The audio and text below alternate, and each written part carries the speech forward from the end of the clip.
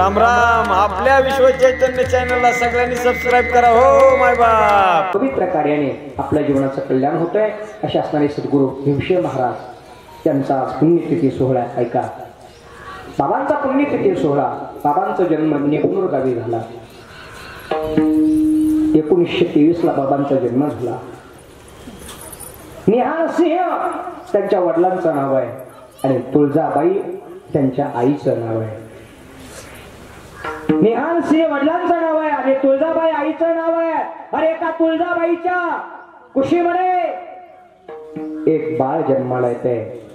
त्या तुळजाबाईनं आपल्या गर्भावरती संस्कार केले आणि आपल्या गर्भावरती संस्कार करून त्या गर्भावरती संस्कार करत असताना त्या तुळजाबाईनं आपल्या गर्भावरती संस्कार करत असताना माय जगदंबा तुळजा भवानीला प्रार्थना केली.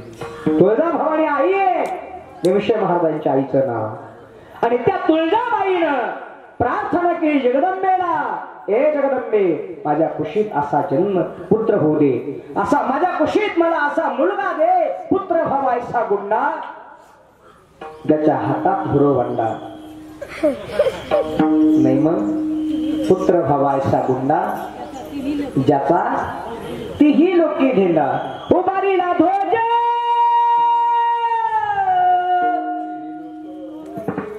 तीही लोकावरी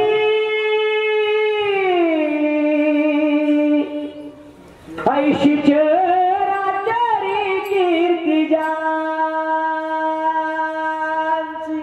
असा पुत्र दे, असा पुत्र दे की तिन्ही लोकांकडे त्याचं कार्य कर्तृत्व अशा प्रकारचं असावं.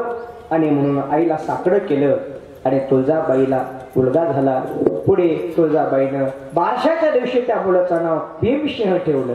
भीमसिंह, भीमासारखं शरीर आणि सिंहासारखा त्याचा तेजस्वी चेहरा, सिंहासारखं कार्य त्याचं, म्हणून भीमसिंह नाव ठेवलं. भीमसेन महाराज लहानचे मोठे होत आहेत. पुढे भीमसेन महाराज प्रपंचात पडले नाही. भीमसेन महाराजांनी लग्न केलं नाही. अरे निस्पृहकारी म्हणून राहिले आणि भगवान बाबासारखे सद्गुरू त्यांना मिळाले. आणि भगवान बाबा गेल्यानंतर बाबांनी स्वतः गादीवरती बसण्याचा मान भीमसेन महाराजाला दिला. दिलीप महाराज. पण भीमसेन महाराज गादीवरती बसले नाही. माझे गुरु आहे, माझ्या गुरुच्या गादीवर बसण्याचा अधिकार माझा नाही बसले गुरुच्या गादीवर. पण पंढरपूरला गेले आणि पंढरपुरातून एक पत्र आणलं आणि त्या पत्रात आदेश दिला भीमसेन महाराजांना की तुम्ही गादीवर बसण्याचे मानाचे मानकरी आहात. आणि मग भीमसेन महाराज गादीवरती बसले आणि 1965 पासून भीमसेन महाराजांनी गादी सांभाळली. तिथे कळस उभा केला, मंदिर उभा केलं. भगवान बाबा होते म्हणून त्या गडाचं नाव भगवान गड ठेवलं आणि गडाचा सांभाळ बाबांनी केला. आणि 2002चा कालावधी आला. बाबा आजारी पडले. ऐका, बाबा आजारी पडले. बाबांना इथून उचललं. बाबा लोक म्हणत होते बाबा हॉस्पिटलला चला. भीमसेन महाराज म्हणत होते मला काय होत नाही, मला हॉस्पिटल मध्ये जायचं नाहीये. माझा देह, माझे प्राण ज्योत याच गडावरती मावेल. कारण माझे गुरु भगवान बाबा यांनी सुद्धा इथेच आपला देह ठेवला. पण ना वेळा झाला. लोकांनी बाबाला उचललं आणि पुण्यामध्ये हॉस्पिटल मध्ये नेलं.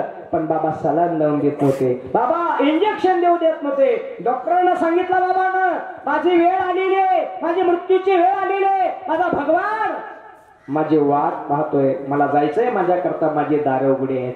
मृत्यू टळत नाही कोणाला. दिलीप महाराज.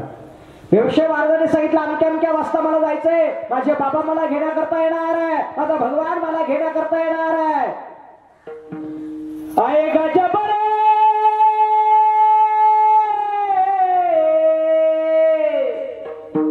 आए गजब रे बुलावा हरि का, छोड़ के सब कुछ जाना पड़ेगा. नाम हरि का साथ, नाम हरि का साथ ले जाएगा और तू कुछ ना ले पाएगा, और तो कुछ ना ले पाएगा.